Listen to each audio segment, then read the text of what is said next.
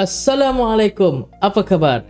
Selamat datang ke channel Santai Physics. Kali ini kita akan lihat subtopik terakhir tajuk haba, iaitu 4.4 hukum gas. Sebelum kita mulakan, jangan lupa komen, like, share, subscribe dan tekan butang loceng tu. Jom kita mulakan.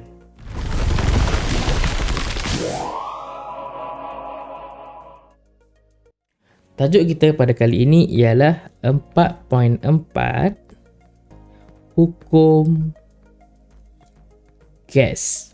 Okey, jika anda belum bersedia, sekarang masanya sesuai untuk pergi dapatkan kertas dan juga pen. Kita sama-sama buat nota. Jom. Untuk memudahkan kita memahami subtopik terakhir tajuk haba ini, saya pecahkan video kali ini kepada 4 bahagian yang utama. Okey, yang pertama saya pecahkan kepada suhu, isi padu dan tekanan gas, yang mana kita akan bincangkan 3 faktor ini dari segi teori kinetik molekul gas. Saya akan cuba menjelaskan ketiga-tiga faktor ini, iaitu suhu, isi padu, tekanan gas based on teori kinetik molekul gas. Yang kedua dan yang ketiga serta yang keempat adalah kita nak lihat hubungan antara dua daripada 3 faktor-faktor tadi. Yang pertama kita akan lihat hubungan antara tekanan dan juga isi padu. Okey, tekanan dan isi padu.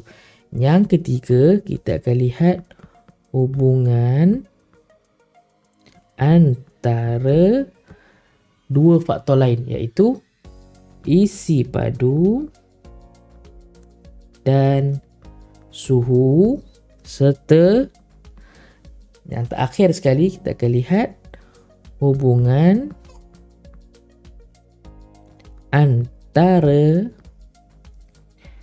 tekanan dan suhu.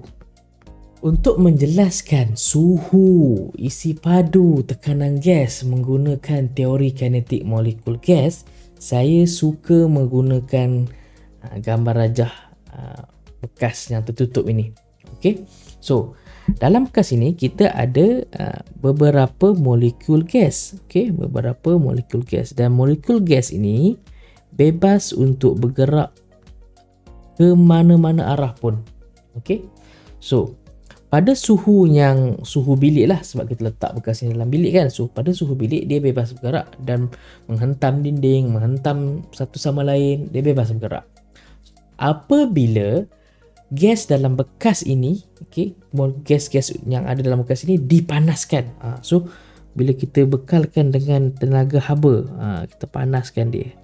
So, ini api lah, kita bayangkan ni api, ataupun kita tulis kat situ tenaga haba.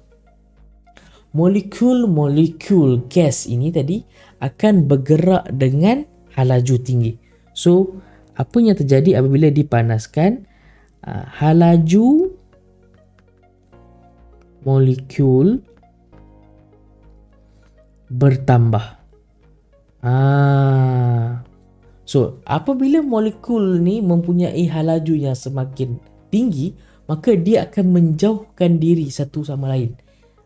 Jadi jarak antara molekul pun bertambah.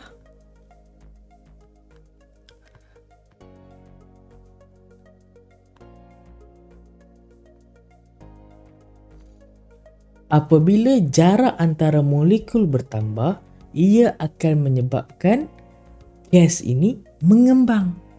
So, apabila gas mengembang, isi padu akan bertambah. Okey, isi padu bekas itu akan bertambah. So, bila jarak antara molekul bertambah, gas mengembang, lalu menyebabkan isi padu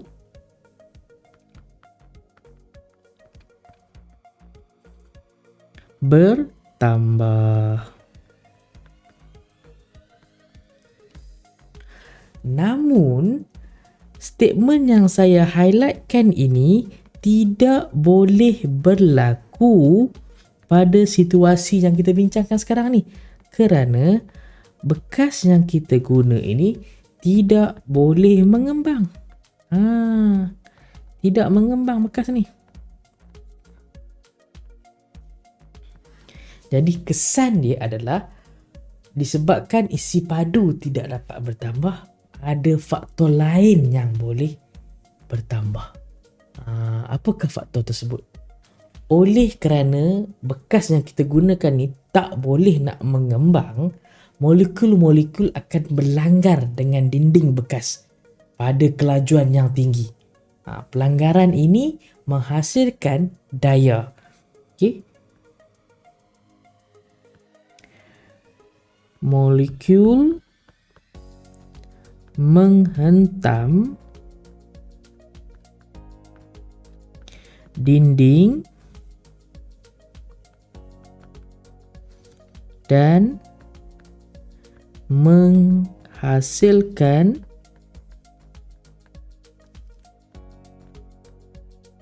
daya. Daya yang terhasil tadi akan menyebabkan wujudnya tekanan kerana tekanan diberikan oleh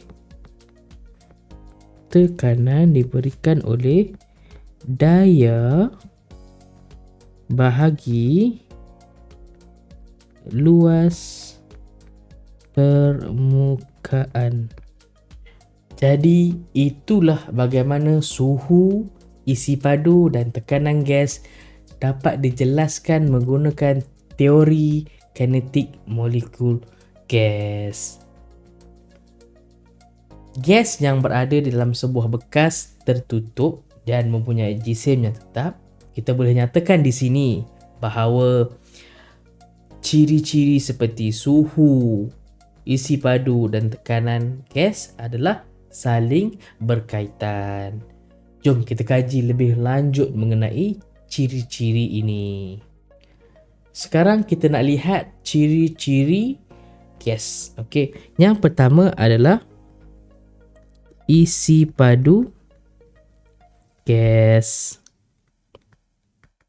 Okey, unit yang kita gunakan selalu digunakan adalah meter padu ataupun milimeter padu ataupun sentimeter padu. Okey. Untuk isi padu gas, molekul bergerak dengan bebas dalam gerakan rawak dan memenuhi ruang. So kita ada isi padu, kita ada satu bekas, okey, yang mempunyai isi padu lah, dan gas bergerak secara rawak dan juga memenuhi ruang. Okay. Isi padu gas untuk bekas yang tertutup ini adalah sama dengan isi padu bekas tersebut. Ciri yang kedua adalah suhu gas.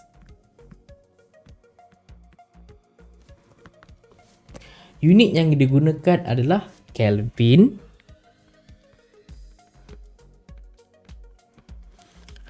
Dan molekul-molekul adalah dalam gerakan rawak secara berterusan dan mempunyai tenaga kinetik purata yang berkadar terus dengan suhu. Jadi, molekul-molekul gas mempunyai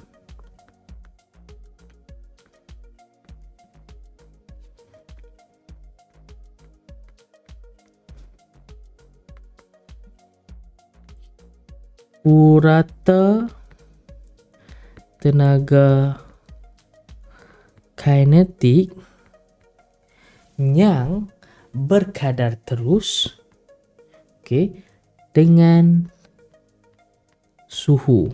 Kalau saya boleh highlightkan dekat sini. Okey.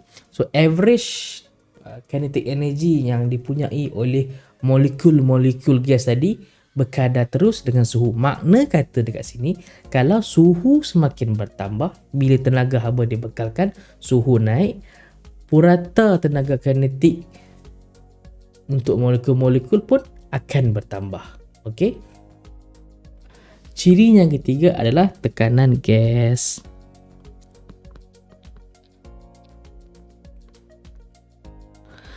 Unit yang selalu muncul bila kita melibatkan tekanan gas adalah Pascal dan juga sentimeter mercury.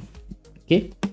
Molekul-molekul gas dalam keadaan rawak kan, bila dalam bekas tadi yang saya ceritakan sebelum ni, dia dalam keadaan rawak, dia bebas untuk bergerak secara rawak.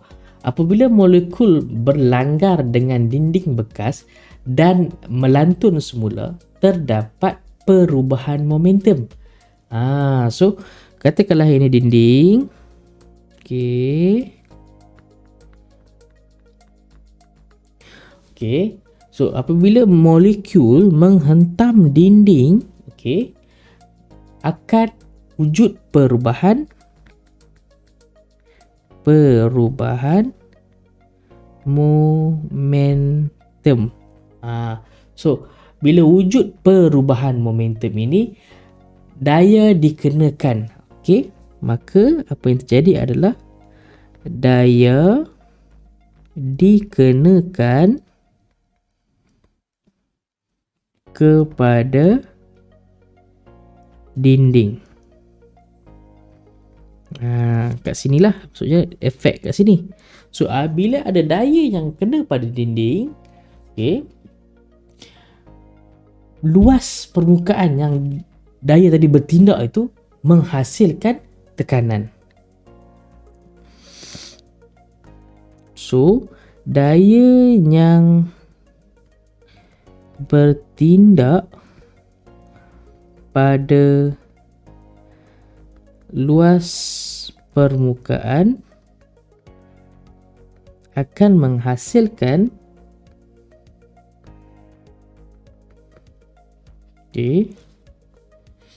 tekanan, yang mana tekanan inilah yang kita sebut sebagai tekanan gas.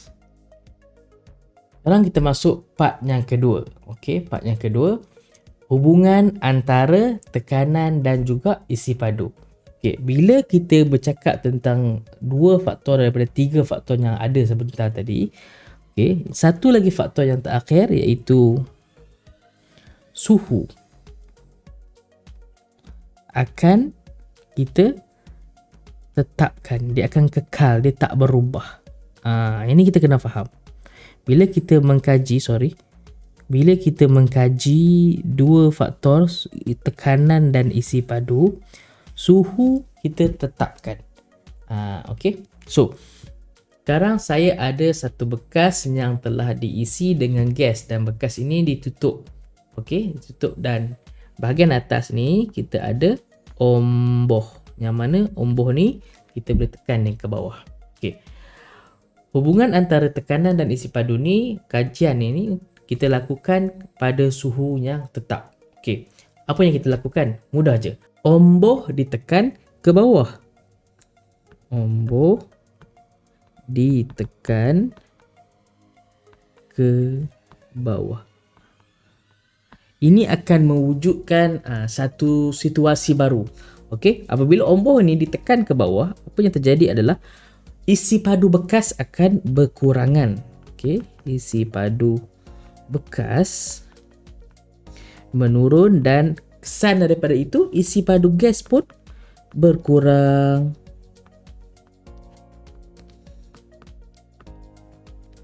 Maka kita akan mendapat satu lagi situasi yang terbarulah. So kalau saya boleh lukis satu lagi gambar. Tadi kita ada situasi di mana ini yang asalnya. Kalau kita lihat gambar rajah, itu yang asalnya.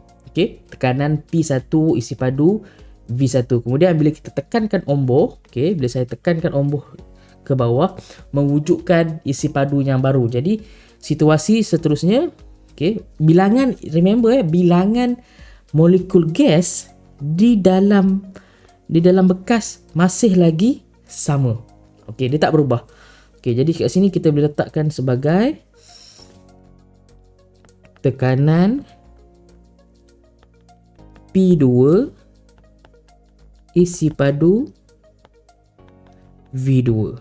Ini situasi yang berubah setelah kita tekan ombak tu.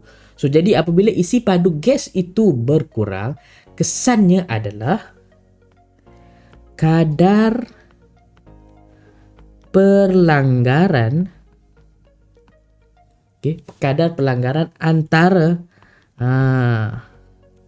molekul dan dinding bekas. Nampak tak? Dan dinding bekas, apa yang berlaku? Meningkat.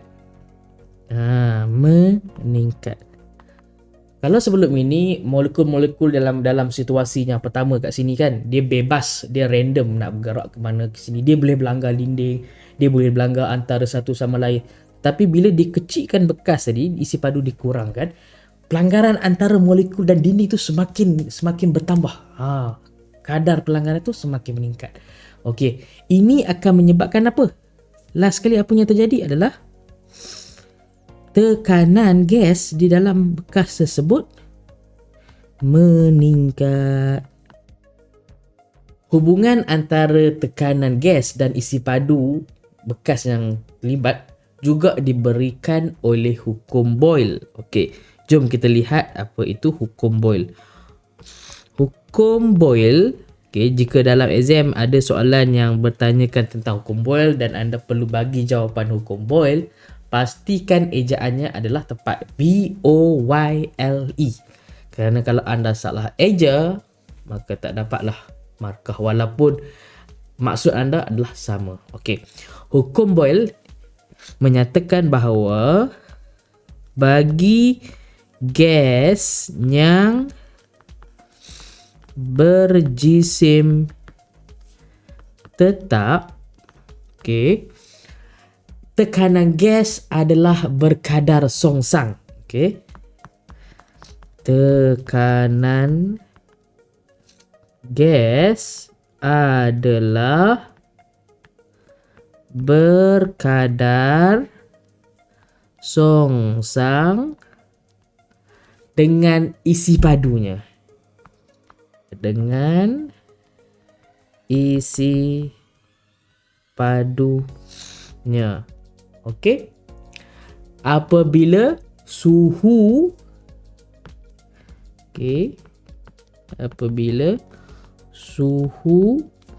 malar, pemolik ubah yang ketiga tu ditetapkan. So inilah definition untuk hukum Boyle. Kita ulang balik apa? Dia kata bagi gas yang berjisim tetap, so kita fix. Lepas ni kita akan tengok hubungan antara hubungan antara isi padu dan suhu, tekanan dan suhu. Semua hubungan-hubungan ini jisimnya tetap, tak berubah. Okey. Bagi hukum Boyle, jisim tetap, tekanan gas adalah tekanan gas berkadar songsang dengan isi padunya dan suhu malar. Itu key point yang saya highlightkan. So kalau kita ungkapkan dalam matematik, dia akan jadi macam ni. P berkadar songsang dengan isi padu. Ini bermaksud PV adalah malar. Adalah malar ataupun tetap ataupun constant. So jadi kita boleh guna kat sini. Yang sebelum ni kita tulis kat sini tekanan situasi yang pertama ni. Situasi yang kedua. Yang ni pula situasi yang pertama, tadi yang kedua. So kita boleh jadikan ini, masukkan information kat sini ke dalam kita punya hukum Boyle. P1 V1 sama dengan P2 V2. Dan ini adalah yang kita akan kerap guna bagi pengiraan yang melibatkan tekanan gas dan juga isi padunya. So, hukum Boyle sekali lagi menyatakan bagi jisim yang tetap, tekanan gas adalah berkadar songsang dengan isi padunya dengan syarat suhu adalah malar. Untuk mengkaji hukum Boyle ni sebenarnya anda boleh buat eksperimen ini, ringkas je. Okay. So, untuk eksperimen ni kita ada satu tolok Borden. Yang inilah. Okay. So, kita labelkan dia tolok ataupun Borden gauge. Okay. Tolok Borden. So, tolok ini akan memberikan bacaan tekanan. So, okay, ada yang guna bar, ada yang guna ATM, terserahlah yang mana anda nak guna. Kalau tak tahu tolok Borden ni, nak tahu secara lebih dekat, senang je. Pergi ke stesen petrol pump yang berdekatan anda, pergi tempat yang isi angin tu. Sebesar-besar alam tu. Itulah tolok Borden. Tapi kebanyakan stesen sekarang dah guna yang digital. Kalau ada stesen pump yang lama, mungkin ada lagi yang nampak jarum dia naik tu. Okay. So, kemudian kita ada picagari kat sini. Picagari ni kita sambungkan pipe ataupun hose getah kepada tolok Borden kita ni. So, apa yang kita buat adalah kita akan tarik dia. Sebelum sambungkan hose getah kat sini, pastikan isi padunya semaksimum yang mungkin lah. Semaksimum yang mungkin. Kemudian kita akan slowly push omboh yang dekat belakang ni. Omboh yang dekat belakang ni, dan kita akan lihat bacaan tolok Borden ni. Kemudian kita plotkan graf dia. So, apabila isi padu dia berkurang, apabila kita tekan omboh tu berkurang dan isi padu berkurang, kita akan dapati tekanan akan bertambah. Tekanan ni yang akan menaikkan tolok Borden punya jarum tu. Okay, akan meningkat. So, bila kita dapat bacaan tu dan kita plot graf, kita akan dapat graf yang seperti ini. Okay, yang pertama kita akan dapat bentuk graf. Okay, kita lukiskan. Kita akan dapat graf yang bagi P melawan V. Okay, P melawan V, kita akan dapat bentuk graf seperti itu, melengkung macam tu. Okay, ini graf yang pertama yang define hukum Boyle. Bentuk graf yang kedua adalah apabila kita lukis. Okay, sekejap saya bagi cantik sikit. Okay, apabila kita melukis P melawan PV, kita akan dapat graf macam tu. Straight naik ke atas. Graf yang ketiga, kalau anda dah boleh teka, kita akan dapat graf macam ini. Okey. Kalau kita ambil PV melawan V, kita akan dapat graf straight line yang macam ini. Dan yang terakhir, bentuk graf yang kita boleh dapat adalah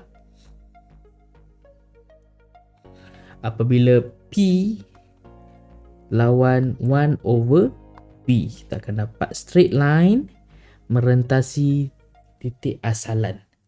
So, keempat-empat, ini yang kedua, ini yang ketiga, keempat, kesemua graf ini menepati apa yang Boyle bagi tahu.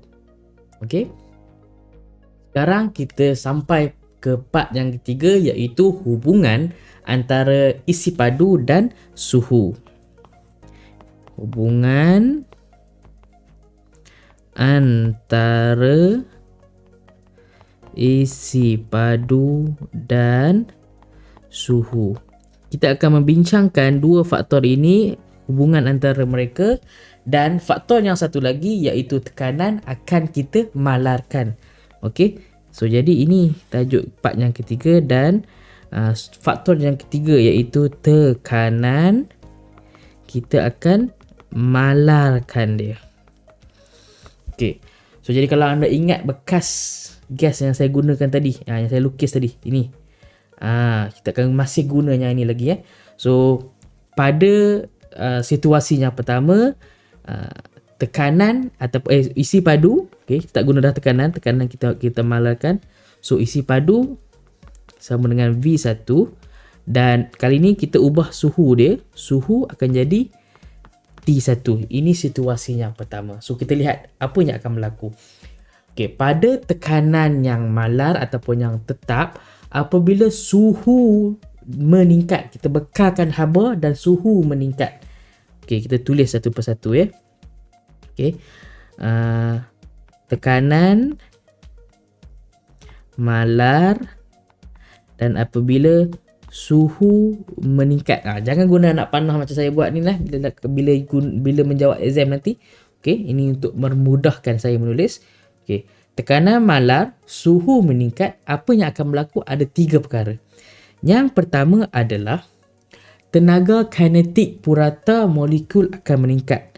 Okey, tenaga kinetik purata molekul akan meningkat. Kenapa saya gunakan perkataan purata tenaga kinetik? Sebab agak impossible kita nak kira tenaga kinetik for each individual molekul tu. So kita gunakan purata. Okay.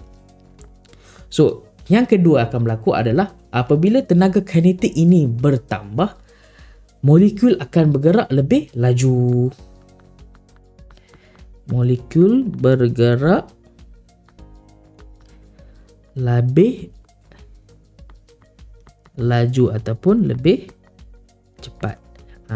So kesan daripada dia cepat nak bergerak ni, dan tapi bekas tu kalau kita perhatikan saiz dia sama.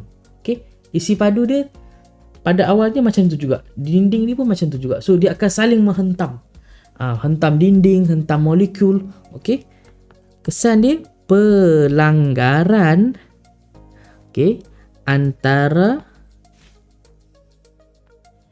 antara molekul dan dinding juga bertambah. Kesan daripada perkara ini akan menyebabkan molekul menolak omboh. Molekul menolak omboh, dan apa yang akan berlaku adalah situasi seterusnya, omboh ini akibat ditolak dengan cepat sebab molekul tu mempunyai tenaga kinetik yang banyak dan dia bergerak lebih laju, omboh ini akan naik ke atas. Apabila molekul menolak omboh dan omboh naik ke atas, isi padu gas ataupun isi padu bekas bertambah ataupun meningkat. Boleh faham so far macam tu? Okey? Jadi ini adalah situasi yang kedua di mana isi padu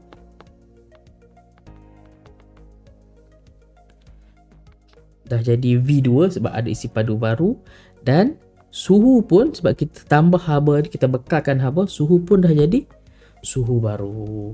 Okey. So hubungan antara isi padu dan suhu ini diberikan oleh hukum Charles.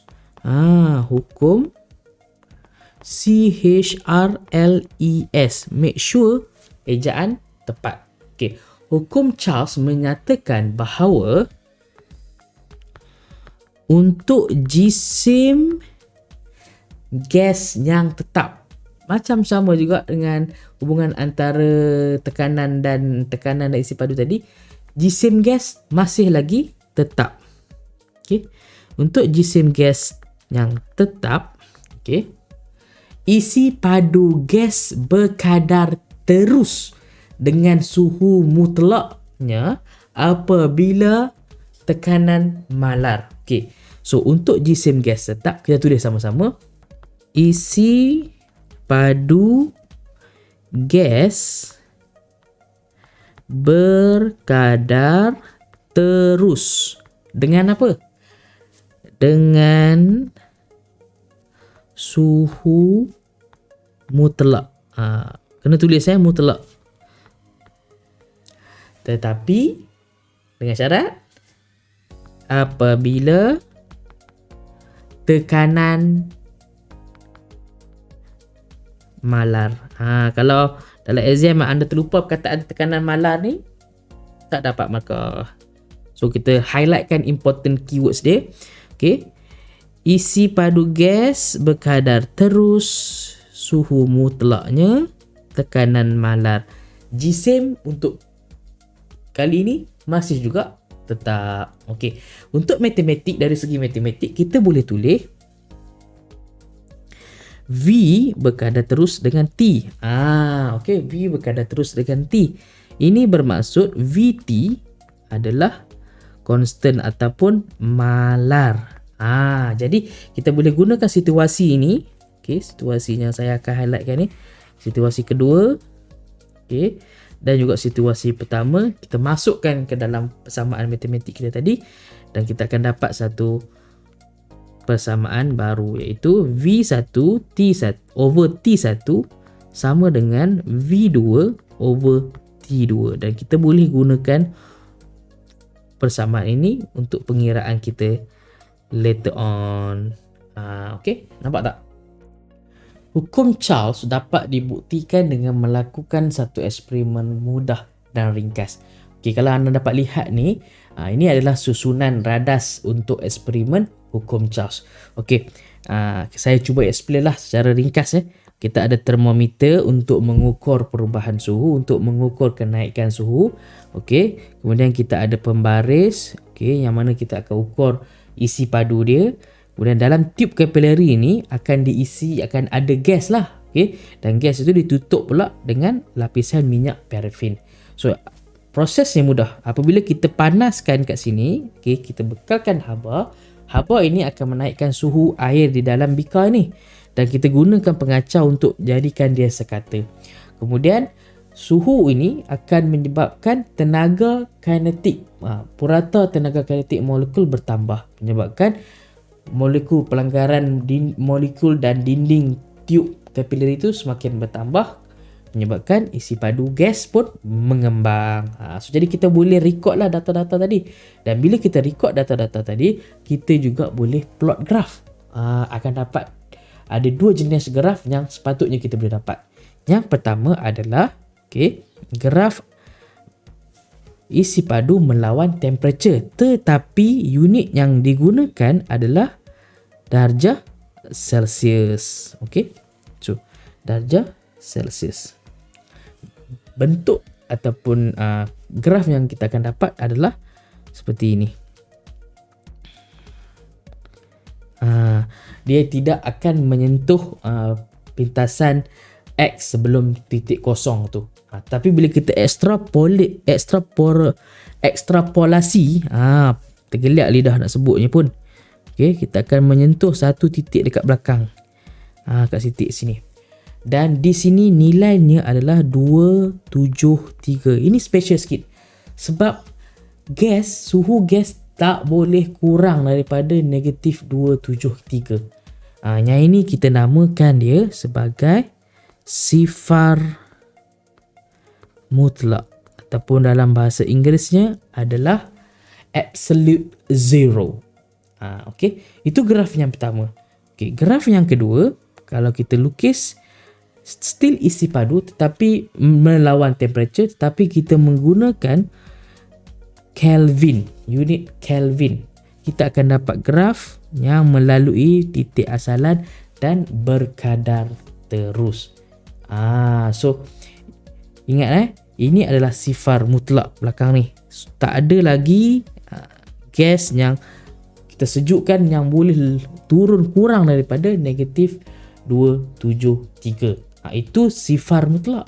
Beza pula dengan suhu mutlak. Apakah itu suhu mutlak? Ramai jugalah student saya tanya, apa beza suhu mutlak dengan sifar mutlak? Sifar mutlak tadi yang kat belakang ni. Ni sifar mutlak.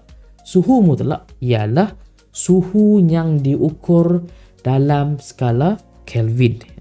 Suhu yang diukur dalam skala Kelvin. Maksud kata kalau kita pergi mana-mana kedai-kedai kan, kita nak masuk kedai, kita scan suhu dapat 37.1 darjah Celsius.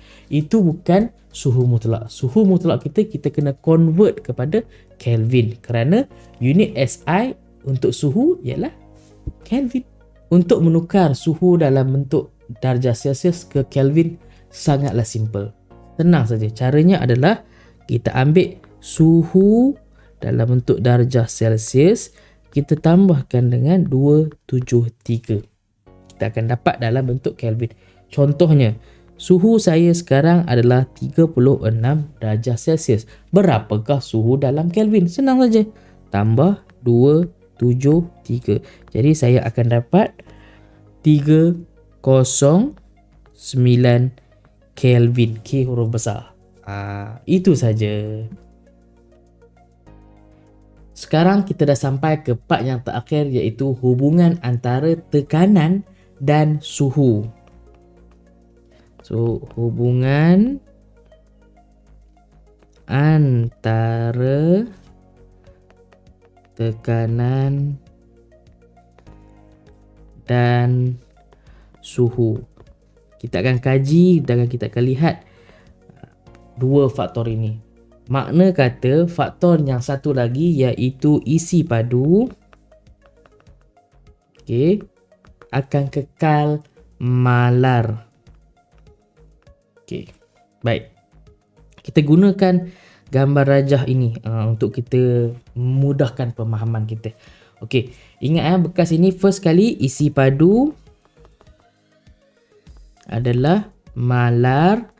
Dan untuk situasi ataupun peringkat awal, kita akan mempunyai tekanan P1 dan juga suhu T1. Kemudian kita bekalkan tenaga haba untuk kita naikkan suhu dia. Pada isi padu malar, apabila suhu meningkat, akan berlaku tiga perkara. Apabila suhu bertambah, tiga perkara yang akan terjadi. Pertama, purata tenaga kinetik, molekul-molekul dalam bekas ini akan meningkat juga. Jadi apa yang terjadi adalah molekul bergerak dengan lebih cepat. Bila molekul tadi mula bergerak dengan lebih cepat, perlanggaran antara molekul dan dinding juga akan meningkat. Pelanggaran antara molekul dan dinding juga akan bertambah meningkat. Ini secara tak langsung akan menyebabkan kesannya tekanan meningkat. Jadi dekat sini kita dah boleh nampak relationship sebenarnya. Kalau kita tak buat eksperimen pun, kalau kita tambah suhu, tekanan pun meningkat. So hubungan antara tekanan dan suhu ni diberikan oleh hukum tekanan. Hukum tekanan. Jom kita lihat apa yang hukum tekanan ni nak nyatakan. So hukum tekanan menyatakan bahawa untuk jisim gas yang tetap, sama macam yang dua previously tu hubungan yang kita dah kaji, jisim gas mesti tetap. Tekanan gas berkadar terus dengan suhu mutlak. Apa maksud suhu mutlak? Suhu yang diukur dengan unit Kelvin apabila isi padu malar. So kita tulis balik. So untuk jisim gas yang tetap, nak masuk point ni sekarang, tekanan gas berkadar terus dengan apa? Dengan suhu mutlak. Kamu kena nyatakan suhu mutlak ya. Dengan suhu mutlaknya. Tetapi dengan syarat apabila isi padu malar. Okay, so kita highlightkan key point dia. Yang pertama, tekanan gas berkadar terus suhu mutlaknya. Dengan syarat isi padu adalah malar. Ini yang dinyatakan oleh hukum tekanan. Dan dari segi mathematicalnya pula, kita boleh tulis macam ni. P berkadar terus dengan T. Maka P over T sama dengan malar ataupun constant. So jadi kita boleh gunakan situasi kita yang pertama tadi. Ini tekanan dan suhu pada awal sebelum kita panaskan. Kemudian bila dah dipanaskan, dia akan jadi tekanan yang barulah P2. Kemudian suhu pun dah bertambah, dia akan jadi suhu baru T2. Okey. So kita masukkan kat sini, dia boleh jadi P1 over T1 sama dengan, sebab dia malar, dia pun sama juga dengan P2 over T2. Dan insya-Allah ke depan nanti kamu akan banyak menggunakan formula-formula ataupun persamaan ini. Kita highlightkan dia. Okey, boleh faham So sama seperti dua hubungan sebelum ini, hubungan antara tekanan dan suhu ini pun kita boleh lakukan eksperimen untuk mengkaji apakah hukum tekanan ini betul ataupun tidak. Jadi inilah setup eksperimen yang kita boleh lakukan untuk mengkaji hukum tekanan. Okey, kalau kita lihat kat sini kita ada termometer. Okey, kita ada termometer. Yang mana termometer direndam dalam kelalang, ada dalam beaker. Dalam beaker tersebut ada kelalang dasar bulat. Dalam kelalang dasar bulat tu ada apa? Dalam ni akan ada gas lah. So penenu Bunsen membekalkan haba memanaskan air. Air itu akan memanaskan kelalang dasar bulat. Maka gas ini akan mempunyai tenaga kinetik yang bertambah dan dia akan meningkatkan tekanan. Disambung kepada tolok Borden untuk mengukur tekanan yang bertambah tersebut. Dan kita ada pengacau untuk memastikan suhu, kenaikan suhu tu sekata. Okey. Baik. So itu secara ringkas mengenai eksperimen. So bila kita lakukan eksperimen ini dekat sekolah ataupun dekat lab kita, kita akan dapat dua jenis, sepatutnya lah kita akan dapat dua jenis graf. Graf yang pertama kita akan lukis adalah graf P melawan temperature, dan unit yang kita akan gunakan adalah darjah Celsius. Okey. Kita akan dapat bentuk yang seperti ini. Okey, seperti itu, tidak menyentuh titik asalan. Okey, tetapi bila kita extrapolate, okey, guna pembaris lah. Okey, kita akan sampai satu suhu yang mana negatif 273 ataupun absolute zero, sifar mutlak. Okey, satu lagi graf yang bila kita plot adalah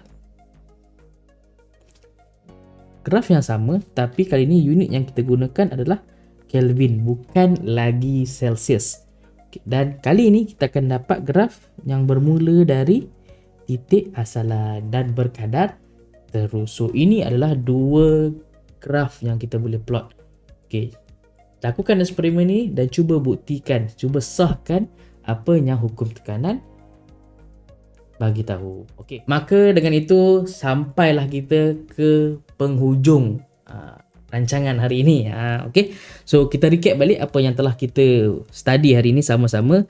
Yang pertama, part A kita telah lihat apa itu suhu, isi padu dan juga tekanan gas melalui kacamata teori kinetik molekul gas. Kita dah faham apabila suhu bertambah, apabila dikecilkan isi padu, apabila kita tingkatkan tekanan. Okey. So kita dah lihat semua tu melalui teori kinetik gas. Kemudian yang kedua, kita lihat hubungan antara tekanan dan juga isi padu. Okey, kita faham lepas tu yang hubungannya adalah berkadar songsang. Daripada situ kita dapat wujudkan satu persamaan matematik P1 V1 sama dengan P2 V2. Hubungan antara tekanan dan isi padu ini diberikan oleh hukum Boyle. Kita dah lihat definisi hukum Boyle tadi. Kemudian kita juga lihat eksperimen yang boleh dilakukan untuk mengesahkan hukum Boyle ini. Daripada eksperimen tu kita hasilkan, kita ada 4 graf yang kita lihat. 4 jenis graf yang kita boleh hasilkan. So boleh lihat baliklah video-video yang patah balik video ini, lihat graf-graf tadi. Kemudian B, habis B C pula. Okey, kita lihat hubungan antara isi padu V dan temperature, suhu. Dan kita tahu daripada apa yang kita dah belajar tadi, V berkadar terus dengan temperature. Persamaan matematiknya kita boleh kaitkan kat sini, V1 T1 sama dengan V2 T2. Dan hubungan antara V dan T ini diberikan oleh hukum Charles. Dan kita juga ada buat lihat eksperimen yang mana daripada setup eksperimen ni kita boleh hasilkan 2 jenis graf. Graf 1 dan graf 2. Kemudian kita juga lihat apa itu suhu mutlak dan sifar mutlak. Sifar mutlak. Okey. Dan yang terakhir, part yang terakhir kita kaji, kita discuss hari ini adalah hubungan antara